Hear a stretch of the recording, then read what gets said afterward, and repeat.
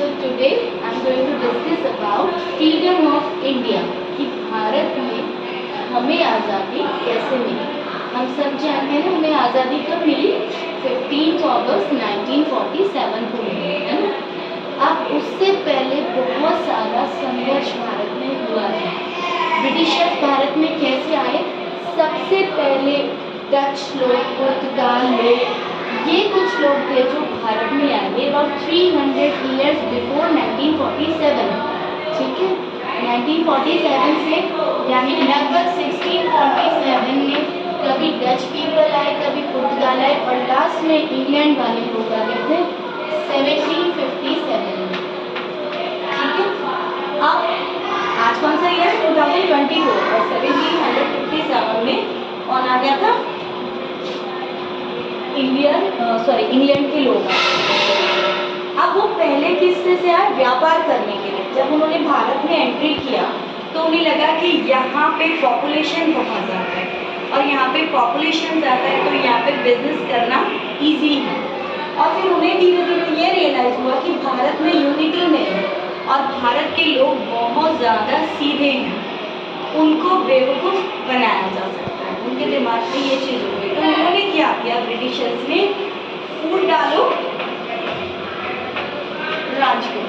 क्या किया उन्होंने, भारत के ही लोगों को लड़ाया एक दूसरे से और राज किया।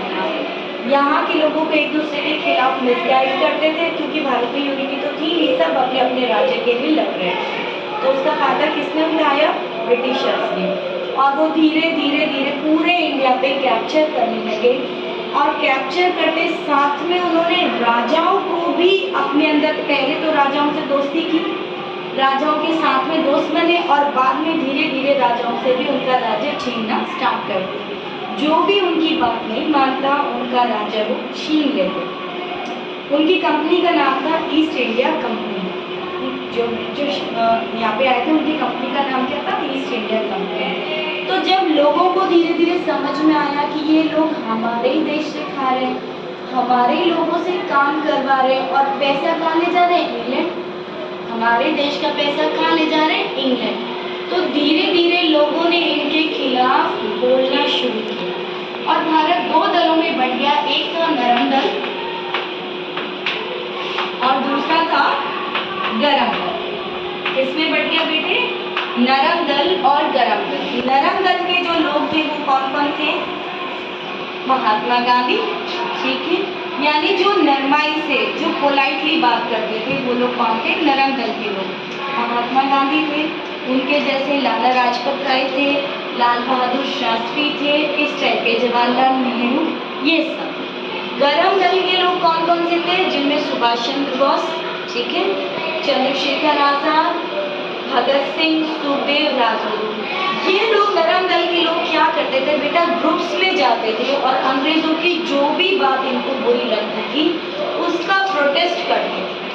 जो भी ये ब्रिटिशर, जैसे ब्रिटिशर्स इतने ज़्यादा टैक्स लगा देते थे कि आम पीपल जो हमारे फार्मर्स थे उनके पास खुद के पास कुछ भी नहीं बचता था और उनकी ज़मीनें भी ये हड़प लेते थे। वो जो ज़मीनों पे काम करते पूरे साल और जो भी फसल होती उसको कौन ले जाता, ब्रिटिशर्स ले जाते। तो इन सब चीज़ों के लिए प्रोटेस्ट नरम दल तो क्या करता था, शांति तरीके से करता था और अनशन करते थे, यानी भूखे रहते थे, इस टाइप से करते थे। लेकिन गरम दल, भगत सिंह का और चंद्रशेखर आज़ाद और सुभाष चंद्र बोस का क्या था कि इनको सीधे तरीके से हम नहीं ठीक कर सकते हैं, इनके खिलाफ युद्ध हमें करना पड़ेगा। लेकिन क्या था, गरम दल का, तो वो क्या करते थे, अगर भारत का सोना इंग्लैंड को पहुंचा रहे थे तो उस ट्रेन को लूट लेते थे, उस ट्रेन से हमारा सोना वापस ले लेते। या कोई ब्रिटिशर्स हमारे इंडियन सोल्जर्स पे टॉर्चर कर रहा होता, उसको परेशान कर रहा होता, मारा होता तो उसको स्लैप लगा देते तो उसको मार डालते। इस टाइप की चीज़ें ये लोग गरम दल के लोग कर देते, ग्रुप बनाते।